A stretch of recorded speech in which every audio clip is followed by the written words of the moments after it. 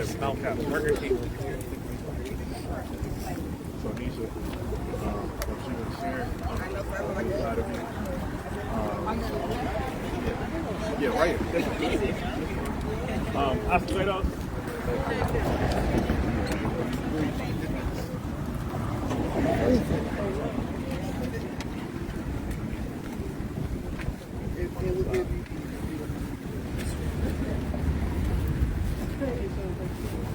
Then all the other family legends kind of back in.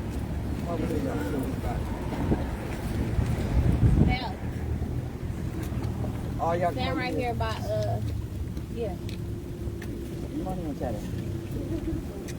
You ball up, you ball.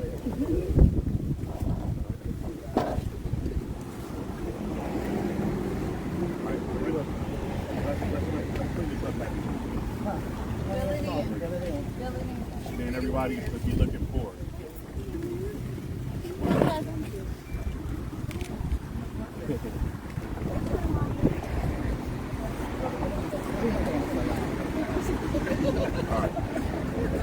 All right, ready? All right, good afternoon to the city of Milwaukee, residents of this state, members of the media. I'm attorney Biarry Lamar, B''I, capital I, B-O-R-Y, Lamar, L-A, capital M-A-R-R. I'm the attorney for the Adams family, also the attorney for the Joel Acevedo family. And we're here today to talk about a lingering issue that has been plaguing this state for years, and that is open records. There's been a continuing issue as it relates to families who have experienced tragedies, mostly at the hands of law enforcement. When it comes to getting those records, they're getting denied. I want to just kind of start off by talking about the history of open records laws. I mean, open records in this state started almost 40 years ago. And the purpose of having open records laws is so that the public, so that families, as we see here that's standing beside me right now, can have a guarantee to be able to get those records so that they can understand exactly the circumstances that took place in any incidents that affect this state, and that there's a sense of transparency. Obviously, open records also serve as a check and balance for governmental agencies and specifically law enforcement agencies. When it comes to the families that we have here today, both of which have had circumstances in which those requests have been denied. I want to go back here to the most recent denial, which involves the death of Deshante Adams. This occurred in August 26th of 2022, and it has now been almost 5 months. And this family has still not got any real clear understanding as to what took place. Now, there is something that did happen on August 26th, is that law enforcement, the chief, and other law enforcement members stood before this city and explained that they believe that Deshante Adams died from a self-inflicted gunshot directly to his head. Now, when that information was relayed to the family, they immediately questioned the legitimacy of that explanation. But what can a family do? Only thing you can do at that time is kind of accept what the law enforcement has said, but they know their family member, they know their friend, they know their colleague, and that is something that they did not believe Deshante to have done. It was also alleged back in August that Deshante, after inflicting a self-gunshot wound directly to his head, that subsequent to that, he ultimately fired another shot that ultimately hit an officer, a Milwaukee Police Department officer, in which he was wounded. That was the narrative that was painted back in August. And again, this family, for almost 5 months, has had to live with that narrative. And that is why we're here today. So, we go back into November. The family will describe before you today the circumstances and how Anisha Adams and the mother of Deshante Adams, Sharon Webb, was able to view the body cam footage that took place on August 26th of last year.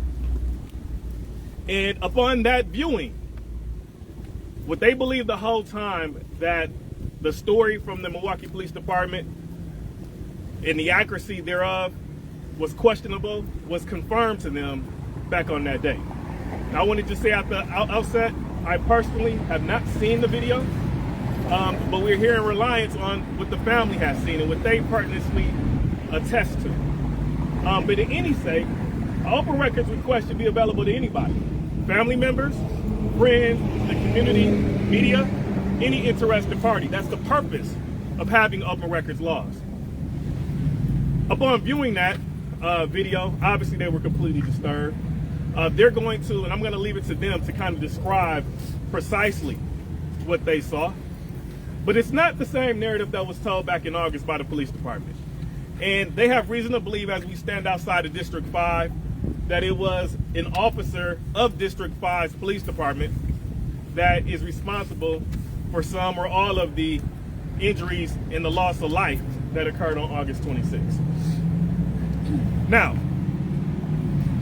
you're going to hear the story that after Anisha Adams, who is the petitioner in a lawsuit that we filed today, which was a writ of mandamus, a request from the court to order this police department to release the body cam footage, the incident reports, statements, everything related to what took place on August 26th. That was filed this morning. Media outlets, you now have a copy of that complaint. It has further been alleged that in the response from the Milwaukee Police Department to the open records request, that they denied the open records request, but the reason for the denial is very concerning. The reason for the denial is that they stated that it was under an internal investigation. And that caused, I wanted to stop there because that poses an issue right there. Because under Wisconsin Statute 175.47, anytime there is an incident involving the loss of life, when there's a death, the police departments are not supposed to investigate themselves. It should be referred to an outside agency. And what we understand at this point is that has not occurred. So that's the first thing that we're demanding today, is that an outside agency now takes control of the investigation as it relates to the death of Deshante Adams. Secondly, it was alleged that it's pending an internal investigation for criminal misconduct of an employee. Now, we've made that available. It's part of our lawsuit. You can see the response from the Milwaukee Police Department that is now available to everyone. And you see in that, the police department said that this is not an allegation. This is not anything that we said. They stated that it was under investigation for criminal misconduct by an employee. Well, we haven't seen any press conferences. This family has not got any phone calls. There's been no explanation whatsoever to talk about what this potential criminal misconduct is. So that's why we're here today. That's why we filed a lawsuit petitioning the court for a writ of mandamus to have these records released immediately. Here we are almost 5 months later, and I hold here, the mother, Sharon Webb, went and got the death certificate of her son yesterday. This was issued yesterday. And what this states is that the cause of death is pending. 5 months later, the death is still pending. So you question why we file a lawsuit to get the open records? Because no death in this state should be pending almost 5 months later. Now, when we go through these actions, obviously, you know, I stand here beside another family, which is the family of Joel Acevedo. And we filed a similar lawsuit back in 2020. We were successful in the trial court. We were also successful, as has been reported, with the Court of Appeals. They agreed with us and have ordered for those records to be released. Now, we're not sure the posture of the respondent in that situation and whether they will want to go up to the Supreme Court. I'm very confident that we will be successful if we do. But again, we're not interested in delay tactics. These families deserve the truth, and they deserve it immediately. You're going to hear from this Acevedo family, who can tell you firsthand what it's like to go almost 3 years without having closure as to what took place in their son's death. You're going to hear it firsthand. So that's why we're here. That's the purpose of today. I want to first, we have a lot of different organizations. I'm very pleased with the amount of support that has been garnered in our efforts. So I would like to, just recognize first Anisha Adams, who is the sister of Deshante Adams. Let her come forth, and she's going to explain to you what she saw. And then her mother, Sharon Webb, will also come forward. A couple other family members. We'll have a couple community leaders also speak as well. And I'm also going to bring up the Acevedo family as well. So I'm going to ask, obviously we got a lot of different people that will be participating in this presser today. And I'm going to ask that the comments be limited to just 2 minutes each. All right.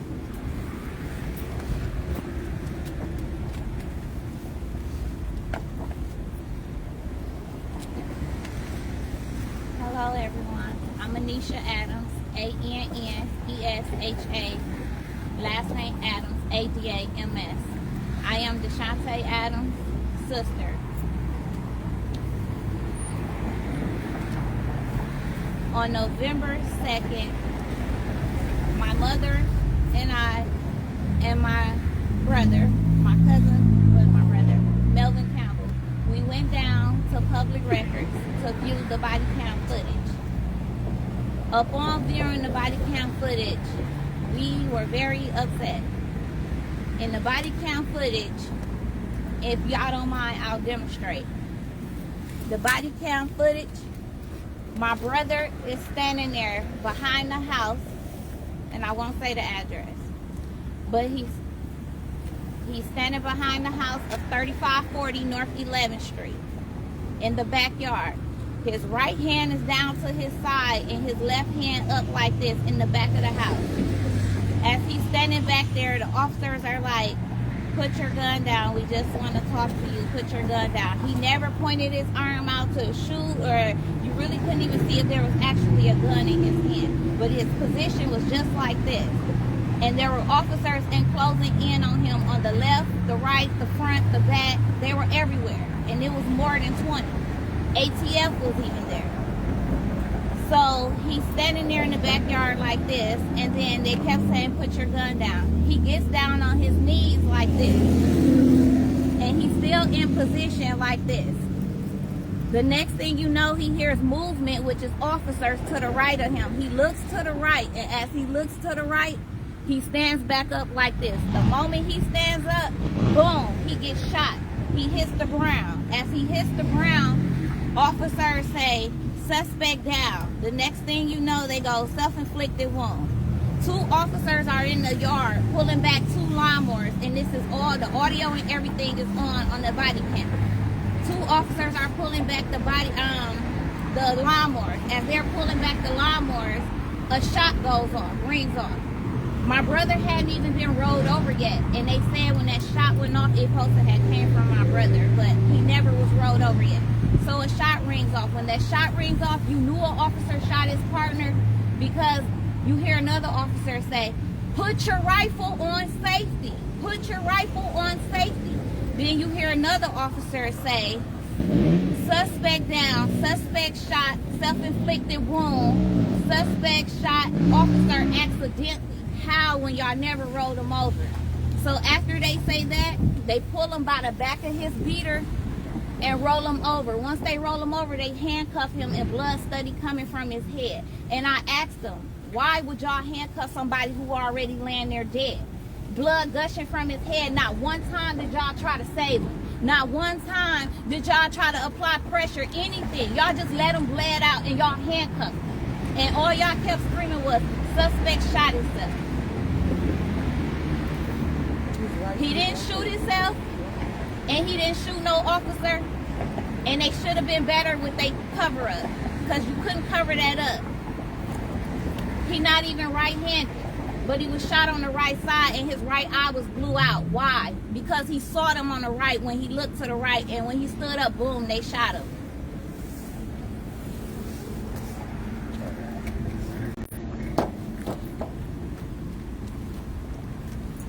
Hello, my name is Sharon Webb, S-H-A-R-O-N, last name Webb, W-E-B-B.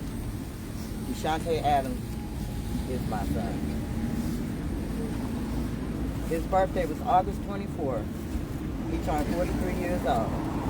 2 days later, the police killed my son. They lied to me. I had this feeling that something was wrong because I was going to meet my son. My son asked me to bring him something, a change of clothes. I still got the bag packed up to this day. My son called me and told me he was 4 blocks from me. 20 minutes went past, and I was like, it don't take him 20 minutes to get to me.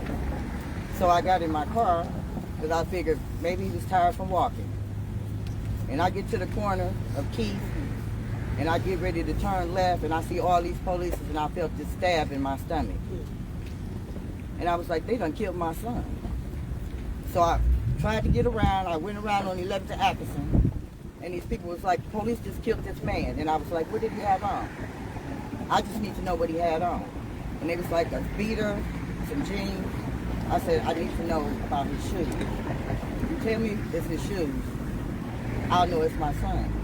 But I felt it all the time. And I kept asking the police officer, what went on, what happened, what did the guy have on? They was like, they can't give me no answers, all lies, whatever. So then,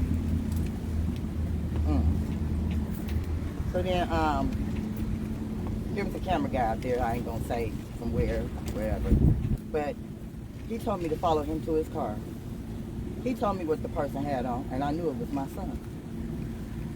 Then the police want to give me their condolences, talking about, oh, your son shot himself in the head. I said, if I find out that my son didn't kill himself, which I know he didn't, it's gonna be a problem.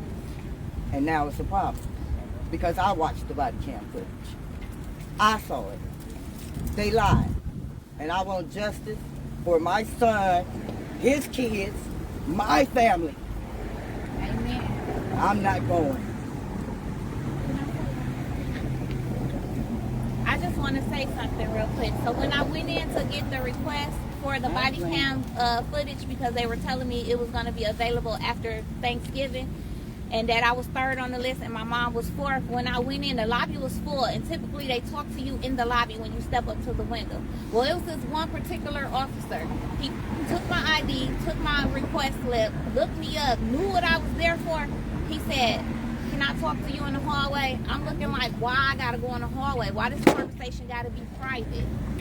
So I'm like, you know what? Come on, let's go in the hallway. Go in the hallway. He wants to go back and forth with me on who showed you the body cam footage. I said, don't worry about it.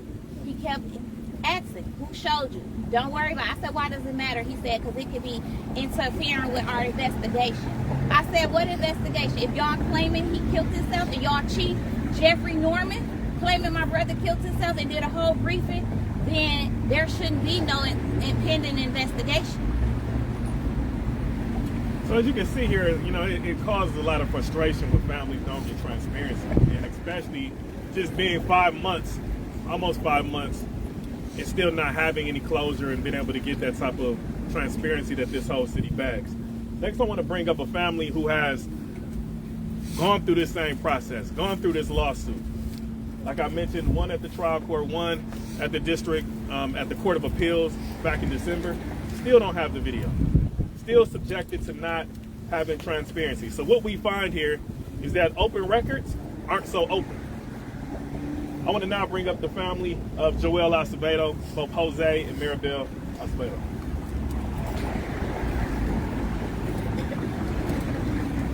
Good afternoon, everyone. You know, reliving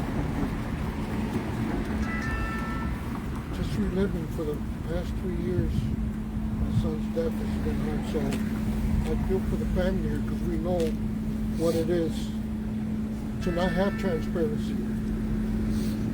It's been frustrating, but it shows the lack of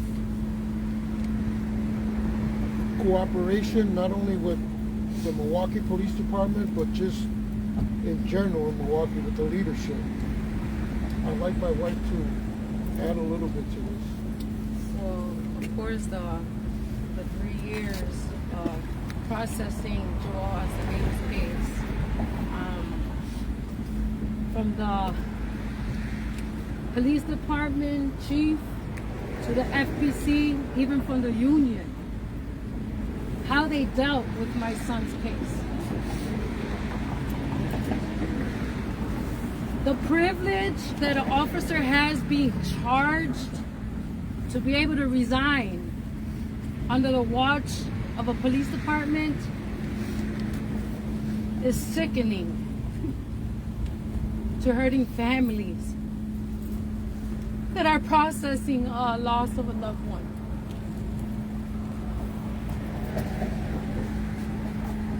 All we want is truth. That's right. That's it. Truth. Fairness as we deserve. We are.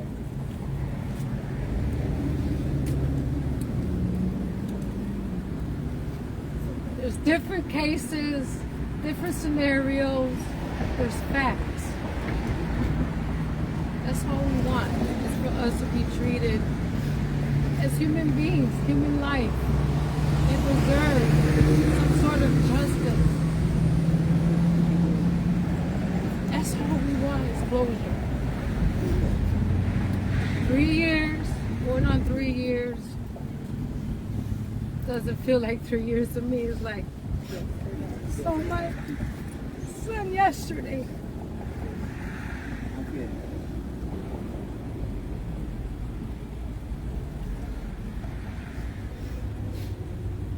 I understand everyone has a right to defend himself. I understand the law that stands. But when the law is compromised, or the law only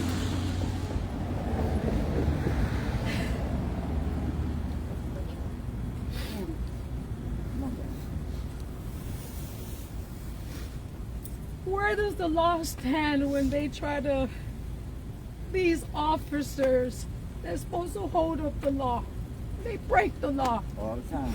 All the time, All the every time. day. This officer was charged and he was able to resign.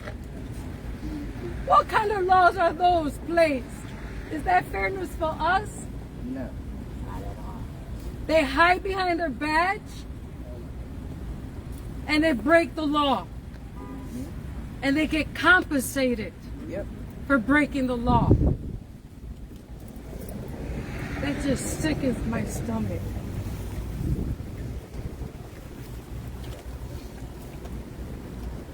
Now, we heard from the families. I want to now bring up some of the individuals in this city, in this community, who deal with these issues every single day. I want to first bring up Mom Mays Campbell.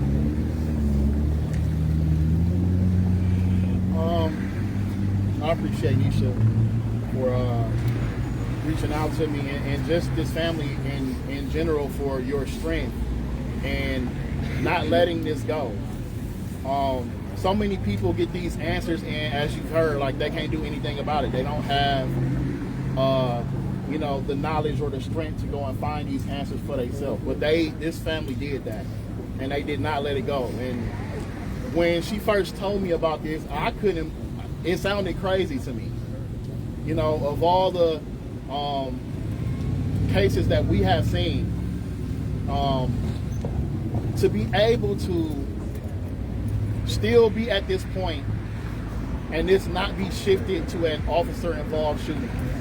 If what we have heard and what they have seen is correct, whether there's an internal investigation or not, there are laws and there are rules. If an officer shot his partner and or their loved one, this should be labeled an officer-involved shooting.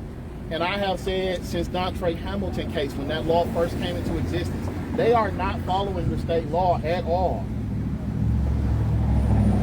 When an officer shoots somebody, they should not be involved at all at that point. That other entity is supposed to come in and they are supposed to remove themselves. We are seeing officers from the departments who are doing these shootings still being investigating people, still questioning people, still dealing with evidence, and this is in violation of the state law. How are they able to still do these things? How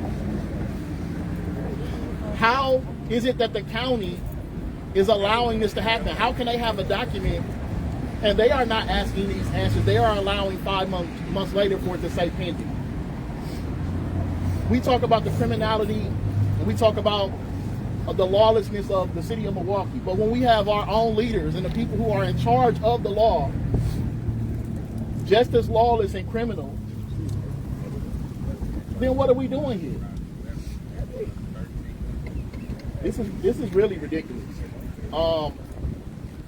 And again, like to get an inbox about a case like this, to be here to have to continue to say these things after a Joel Acevedo, after a Dontre Hamilton, after all these different cases where we continue to say better this department in this system or we're going to have these problems. This is going to cost us more money. For sure it's going to cost us more money.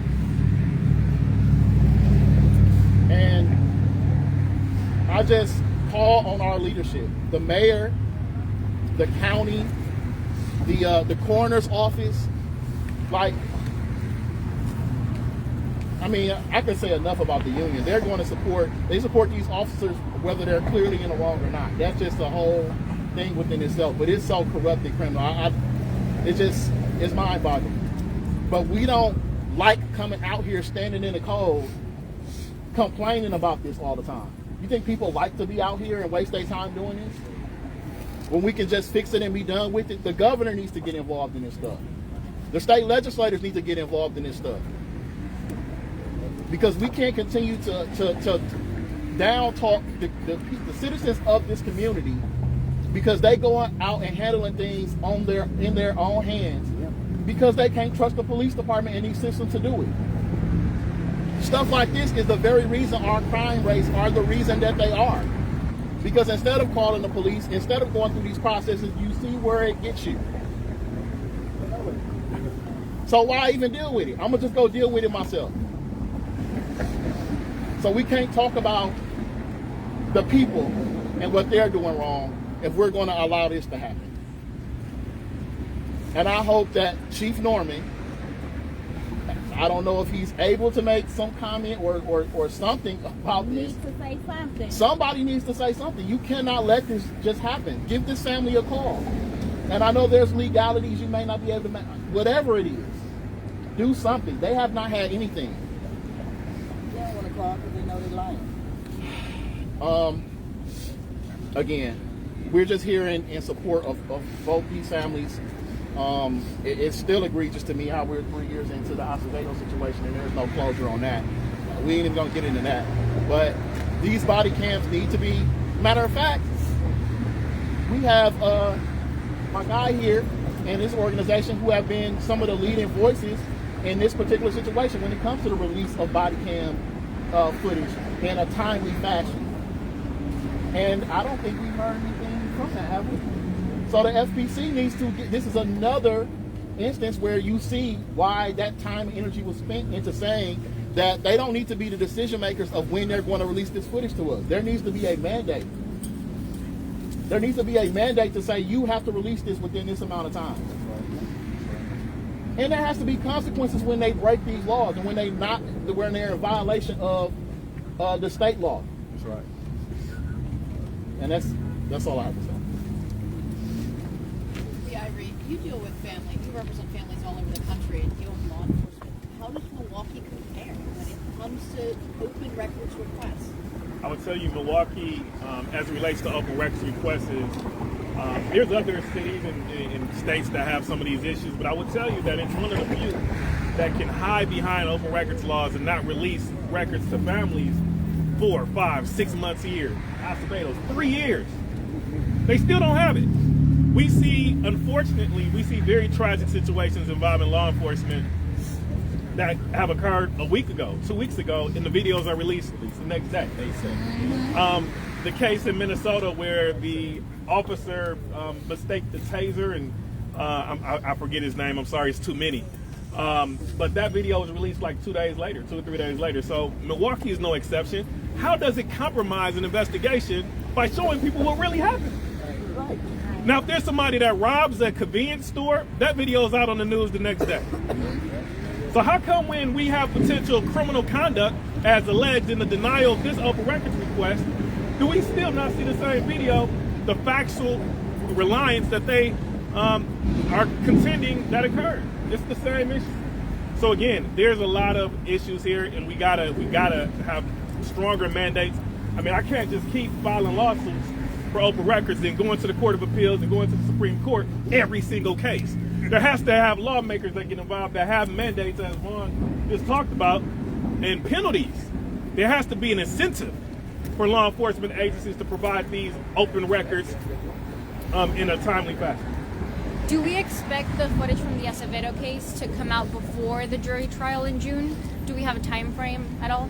I will say that we are awaiting. I have talked to the city attorney's office regarding the body footage of the Acevedo case, and what I've been told is that they're just waiting to determine if the respondent in that case, Mattioli, is going to appeal to the Supreme Court. If that's the case, then there's going to be further delay, which likely we won't get it before that time. So We know the defense says it could impact his ability to have a fair trial. And that was the argument that was raised in the trial court. That same argument was raised with the Court of Appeals, and the courts completely disagreed. If that's the case, if you don't get a fair trial with having what actually happened, the video of what really took place, and that means that everybody who we see on the news, and when we see, regardless to what the incident was, then that means all of them didn't get a fair trial. Right. I mean, if we use the same logic. So clearly, I think that line of thinking is erroneous. Biagri, where's the line between maintaining the integrity of an investigation and transparency for the public? I think that, the courts have stepped in and they can determine certain items to be redacted. They do have some precedent that describes the type of information that should not be made public. And what we've seen in the Acevedo case is that the judge in that case, he decided to blur certain facial components, different identifying information in that case as he deemed necessary. But at least the public has something to rely on to get some context as to what really took place back in April of 2020 as it relates to the Acevedo case. So again, there's things that the courts can do and intervene on, and the police department does have a right. There's several open records requests that I've made with the police department in cases that don't involve law enforcement, and what we see is that they do exercise their ability to redact. So this isn't anything brand new. They know how to make the proper provisions to make sure that it ensures the integrity, but we don't see it when it involves a law enforcement officer. Okay, I want to bring up real quick John with Milwaukee Alliance. Name's Omar Flores. That's spelled Omar Flores. I'm with the Milwaukee Alliance. I'm here to stand in full solidarity with the friends and family of Mr. Adams. What happened to them should have never happened to them. This footage being withheld should have never been withheld. And I just want to say, I am very, very tired of standing out here, seeing family after family, saying the same exact thing, that we don't have any closure with the death of our loved one. Could you imagine going for months, sometimes even years, without understanding fully what happened to your loved ones? And the public also has a right to know. And I'm going to tell you why the Milwaukee Police Department is full of it. Because when somebody shot up District 5 right over here, they had that footage out within 2 hours. Yes. But when they killed Keyshawn Thomas in there, when he died in there, we still don't know anything about that. And when they did release the footage, it was redacted. So what I'm out here to say is that, it's not just Milwaukee Police Department. They're fully responsible for this. But it's also the Fire and Police Commission. Because we've been demanding for 2 years now that all footage of police misconduct gets released within 48 hours. And it's been 2 years that they've dragged their feet on this. How many families have to suffer? How many more people have to suffer while the FBC drags their feet and pretends like this is impossible? But through the Acevedo case, we see that there's no legal precedent for them withholding footage. It's not about investigations. It's not about them trying to uphold the law. It's about them trying to have more time for a cover-up. And the public has no interest in that. We only have interest in full transparency within 48 hours. So I'm also here to demand that the Fire and Police Commission get off their butts and actually get this passed, because it's been 2 years. And it's about time, because I don't want to see any more families suffering, and the public has a right to know. Thank you. Thank you. just to drive home the point about the corruption, Nisha mentioned that in that footage, the ATF was there. That is a federal entity. For them to be there and know that this happened and let them still say that man shot himself, let them still say that he shot that officer, that goes to show the level of corruption. And these are the same people who want to try and prosecute me. And we're supposed to believe them. We're supposed to take their word. Well, so let's really think about how serious that is when you have not just the police department there, because we know a lot of these police departments work with each other and they cover each other butts here or there, but you have even the federal entities involved in this stuff and allowing this to happen. So let's not forget that either. All right. With that, I'll take another question or two, and then at that, we'll... Biagri, why did the NPD allow the family to watch this video to begin with? So I'll answer that. So at first, there was a detective on the case. They moved him. They're so crooked and corrupt. The detective that was on the case originally, Detective Chad, it was a V. I know how to spell it out over there, but he was originally on the case. They moved him to a different division. So we kept pressing the issue that we wanted to see the body cam footage. We wanted to see a body cam footage. So then there was a sergeant. He called us up and he allowed us to see the body cam footage. When we got there, the lady was playing dumb. So she was acting like she didn't even know who he was. But that detective showed us, and I believe he didn't even know what he was showing us. They weren't going to give you a copy of it? No, the detective that showed us, he told us that we can go down to public records and put in a request for it. So we went the next day, and that's when we got the runaround. Is there anything you'd like to tell us about Deshante, just about the person he is and what he meant to you? Okay. Deshante Adams, my brother. He was a sweet, loving person, funny. He hung around everywhere. He never bothered nobody. Nobody never bothered him. He didn't have to carry a gun because he had drama. Everybody messed with him, loved him. He was married. He had 4 beautiful kids. He was dedicated to his kids. You couldn't tell him nothing. He was always interacting with his kids. He loved his family. He was just outgoing. They tried to use his mental health against him as if he killed himself, but he would never harm himself.